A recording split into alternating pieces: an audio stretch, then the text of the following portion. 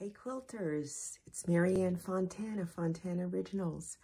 I am working on the new AccuQuilt Lucky Star die. It finishes at 10 inches and it's a block on board. And this is the piece. It's really kind of cool. Very neat, easy to sew together. There's a couple little pieces, but all in all, it's pretty cool. And this is my design. I've changed the colors. And I have called this frosting on the table because it's a table runner. And I use this Stonehenge blue fabric that looks like frosting, you know, like winter frosting, that type of thing on the window.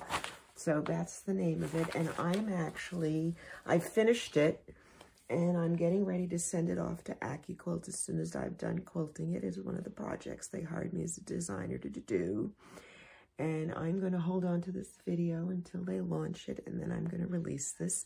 And I wanted to show you how I'm quilting it so you can maybe do the same.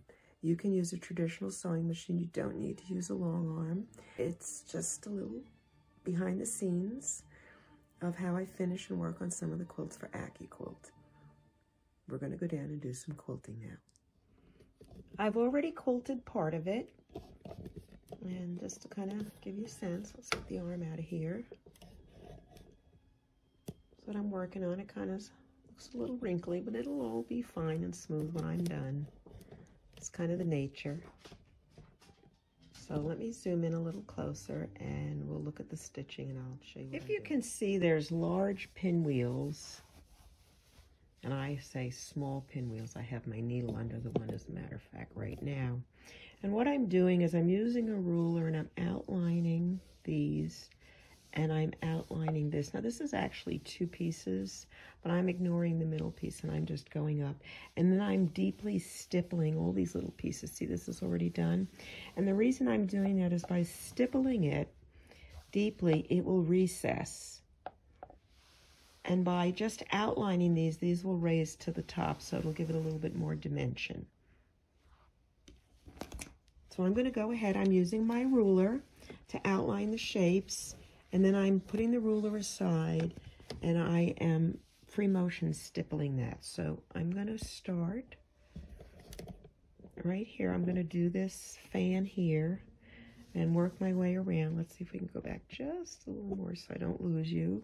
And then I'll do some stippling over here, okay?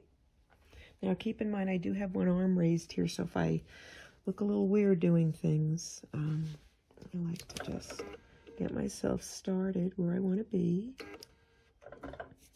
Okay. And I just move the ruler as I go. I do like to stop. I find if I leave the machine running, I have a BSR on, it makes me want to go faster because I'm afraid it's taking too many stitches.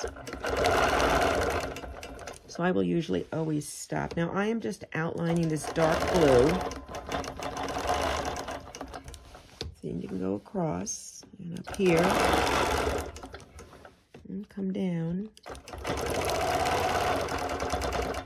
And I'm back in the middle. So these three are outlined. This one's not done yet. And as I'm actually just stitching to here, I'm going to do a little bit of this just to show you, because it's near the camera, but I'm doing really the top half. But this will be a good demonstration. So let me go back over there.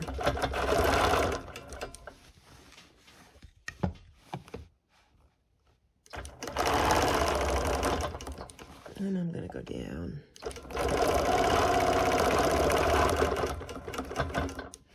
And I'll go up this side now.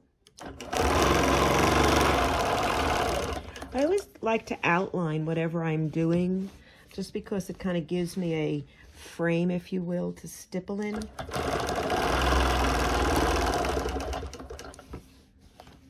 Okay, and I have a lot of threads here, so this ruler is getting caught on things. But all right, so let's do a little stippling now.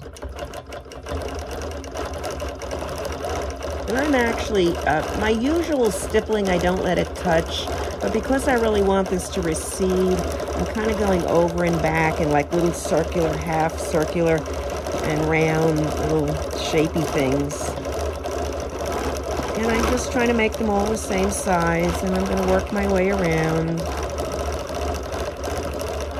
And it doesn't have to be perfect. The key when you're doing stuff like that is, if you're going to do a lot of stippling, is use thread that blends in with the background color, and then nobody really sees if you make any mistakes or not. What they'll see is all the little threads and the sewing, and you know.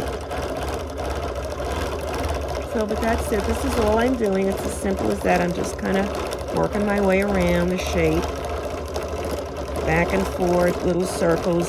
And I do have a BSR, which is an amazing thing. I'm using a Bernina. I have a 20, the 20-inch on a 12-foot table.